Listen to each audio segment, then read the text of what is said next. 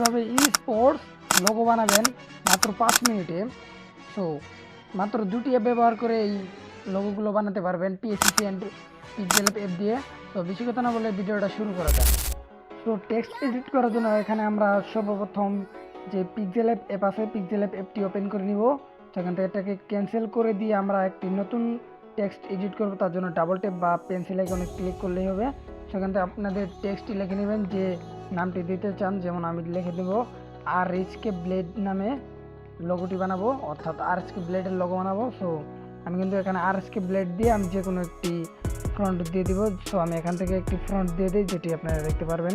সেখান থেকে আমি ডিজাইনার ফ্রন্টটি কিন্তু দিয়ে দিব। সেখান থেকে ফ্রন্টটা দেওয়ার পর আমাদের আরেকটি টেক্সট লাগবে। সো আরেকটি টেক্সট লাগবে, যার কারণে আমরা আবারও আরেকটি যে উপরে প্লাস এখান থেকে টেক্সট এডিট করে নেব। তো টেক্সট এডিট করার পর এখান থেকে আমরা আরেকটি টেক্সট লিখে নেব, যেখানে লেখা থাকবে শুধুমাত্র ব্লেড। তো শুধুমাত্র ব্লেডকে নিব, যার কারণে আমরা এখান থেকে আবারও এই ফ্রন্টে চলে যাব। তো আরেকটা ফ্রন্ট দিতে হবে, এখানে একটি স্টাইলিশ বা আঁকাবাঁকা একটি ফ্রন্ট দিব। সেখান থেকে র্যান্ডমলি একটা আমি যে কোনো একটি ফ্রন্ট দিয়ে দিতেছি, দেখতে পারতেছেন আপনারা। তো আপনাদের মন মতো আপনারা একটি র্যান্ডমলি ফ্রন্ট দিয়ে দিবেন। তো আমি ফ্রন্ট দেওয়ার পর ওকে করে দেবো। সো ফ্রন্টটি কিন্তু অনেক ইমাজিন লাগতেছে, জাস্ট ওয়াও। সেখান থেকে আমরা এখান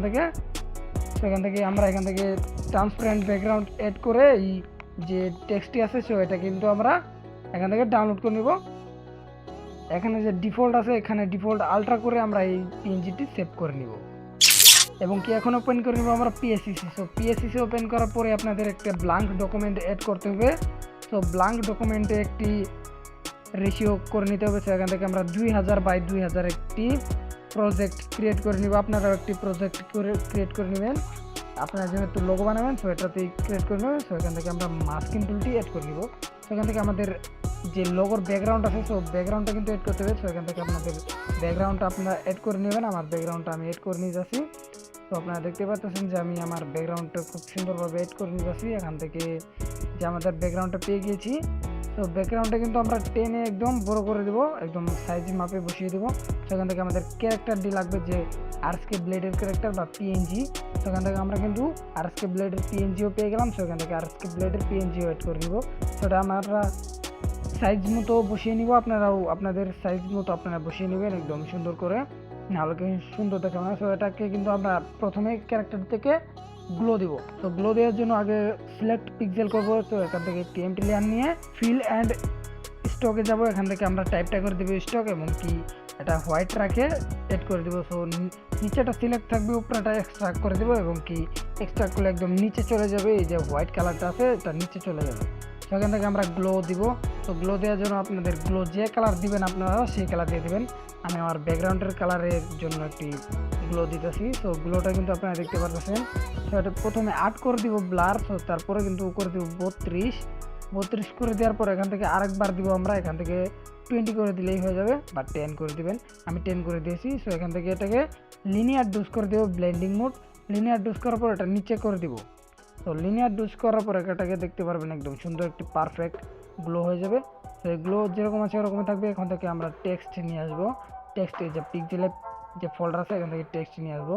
সেখান থেকে আমরা দুইটাকে আলাদা লেয়ার করব, যার কারণে প্রথমটিকে সিলেক্ট পিক্সেল করে এবং নিচেরটাতে এসে ক্লিয়ার করে দেবো। তো দুইটি কিন্তু আলাদা আলাদা লেয়ারে হয়ে গেল।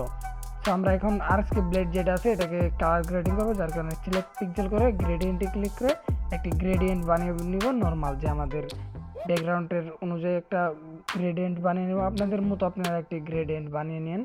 সো আমি কিন্তু গ্রেডিয়েন্ট বানিয়ে নিতেছি। সো যদি গ্রেডিয়েন্ট টপিকে ভিডিও চান অবশ্যই আপনারা বলবেন, আমি গ্রেডিয়েন্ট বানানো আপনাদেরকে দেখিয়ে দিব। সেখান থেকে আমরা ফিল করে দিব। সো দেখতে পারতেছেন আমার হাতের টাচ দেখলে আপনারা বুঝতে পারবেন আমি কোথা থেকে কোথায় যাচ্ছি। এবং যদি আপনারা পেইড ওয়ার্কের মাধ্যমে যদি কাজ করিয়ে নিতে চান তাহলে অবশ্যই স্ক্রিনে দেওয়া হোয়াটসঅ্যাপ নাম্বার যোগাযোগ করবেন। Only paid, no free. So এখান থেকে কথা অনেক বলে ফেলেছি। সেখান থেকে আমরা কিন্তু কালার গ্রেডিংটা করে নিয়েছি এবং কি সাইজ মতো আমরা এটাকে বসিয়ে নিব। সো বসিয়ে নিতে দেখতে পারতেছেন একটু বাঁকা করে বসিয়ে নিচ্ছি। এখন আমরা এই উপরের টেক্সটটি শুধু একটু নিচে আনবো। দেখতে পারতেছেন একজন প্রফেশনাল একটা টেক্সট হয়ে গিয়েছে। সেখান থেকে কিন্তু আমরা একটি যে ব্যাকগ্রাউন্ড নিব, যে একটি ছোট একটি লেয়ার নিয়ে নিব। সেটার জন্য আমরা এমটি লেয়ার করে একটি সিলেকশন করব, যে মাস্কিং সিলেকশন টুল থেকে। সেখান থেকে আমরা ব্যাকগ্রাউন্ডের কালার একটি নিয়ে নিব।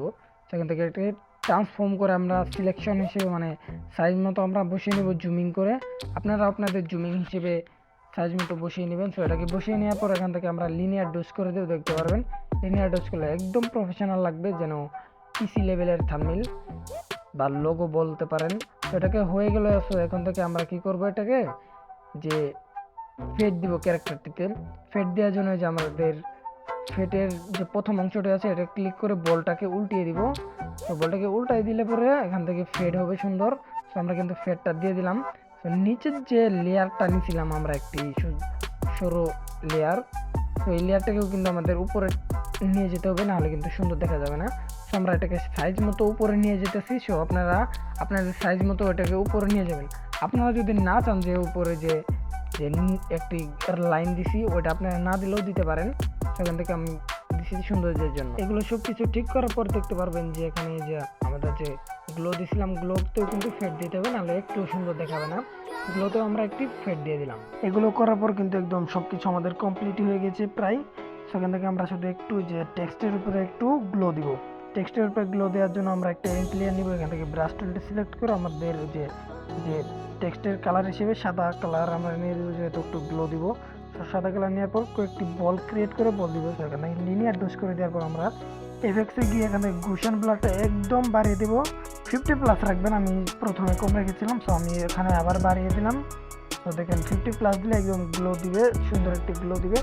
সো টেক্সট যদি আপনারা চান তাহলে আরও সুন্দর করে এডিট করতে পারেন, এবং কি চাইলে আপনার টেক্সটের নিচে একটি বল্টও দিতে পারেন, বা যে বলে এটাকে স্টকও দিতে পারেন। স্টক চাইলে দিতে পারেন, বাট আমি স্টক দিব না।